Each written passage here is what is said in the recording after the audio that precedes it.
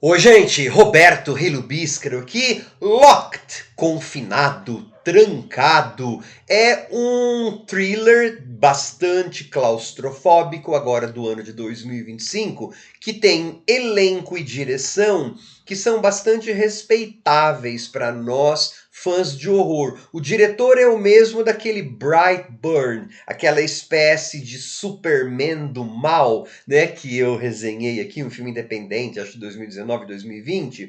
E no elenco a gente tem basicamente a voz do Anthony Hopkins, ele aparece mais no terceiro ato um pouquinho, que é claro, é o Hannibal Lecter, né, de Silêncio dos Inocentes, e o Bill Skarsgård, que, nossa, é o Pennywise de It, é o Nosferatu, em Noites Brutais. Essa galera vale esse filme, que é mais fica um pouco repetitivo, porque assim, embora no começo os truques de câmera que o diretor use são muito legais para mostrar para nós a geografia daquele pequeno carro, mas chega uma hora, gente, que toda aquela conversa e toda aquela tortura soft, né, que eu vou falar um pouquinho sem spoilers, que essa personagem vai passando, ela se torna um pouco repetitiva, né?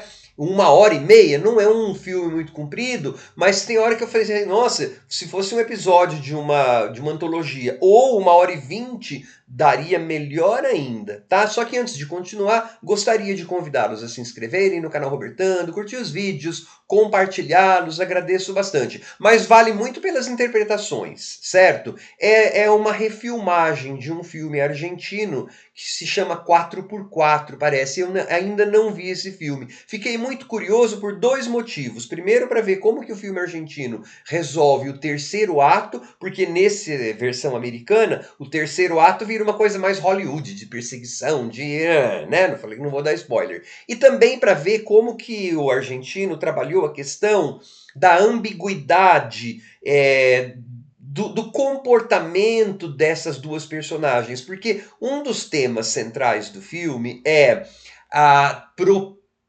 desproporcionalidade de crime e castigo. E olha, esse cara que invade o carro, ele vai citar Dostoiévski, ele cita o romance Crime e Castigo. Eu dei muita risada porque eu falei, nossa, o filme está praticamente me dando um chute no calcanhar para eu simpatizar com esse cara que entrou no carro, né? E o Anthony Hopkins ficaria como um milionário malvado que ficou assim sequelado porque perdeu alguém da família, blá blá blá. Achei que a discussão, vamos dizer assim, entre bem e mal, certo, errado, bandido, não sei o quê, nesse filme aqui tá bem rasa. Mas é assim, ó, é um cara, que é o Bill Skarsgård, que ele tá pra baixo na vida, né? Ele não consegue dinheiro para pegar a van dele lá que tá no concerto, e tem problemas de relacionamento com a ex-esposa, e parece que não consegue cumprir os compromissos com a filhinha, tá na pior. Só que ele dá água para cachorrinho,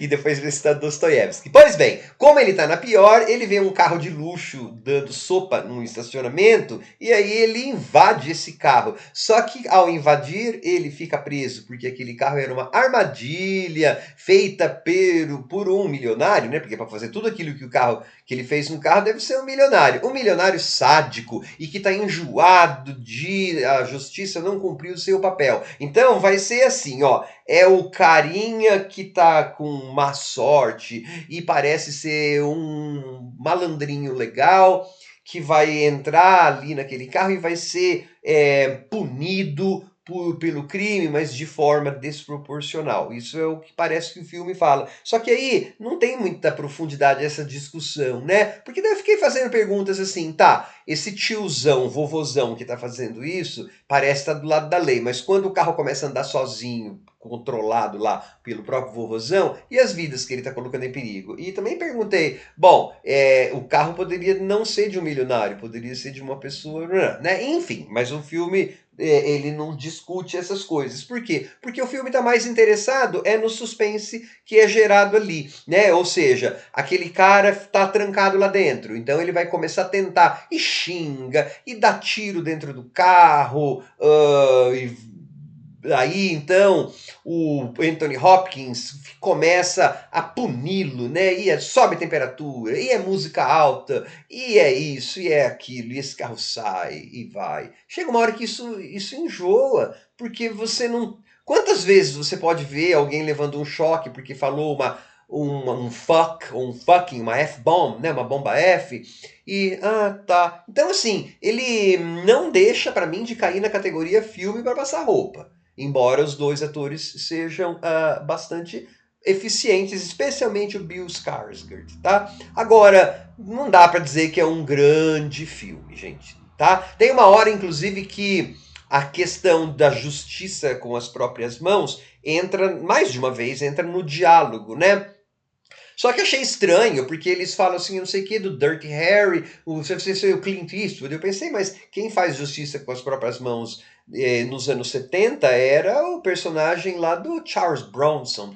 Talvez citem o Eastwood, porque ele ainda é vivo, mas né, o Charles Bronson caiu no esquecimento. Que tinha uma série dos anos 70, gente, de filmes, Desejo de Matar, passava no Domingo Maior direto, que era isso, era um arquiteto, Paul Morley, é uma coisa assim que perde a esposa, ele começa a fazer justiça pelas próprias mãos. O personagem do Anthony Hopkins é mais ou menos isso aí, mas não é a esposa que perde, é outra coisa, você vai ver. Mas é tudo meio programado. E na verdade, é programado inclusive o final do filme.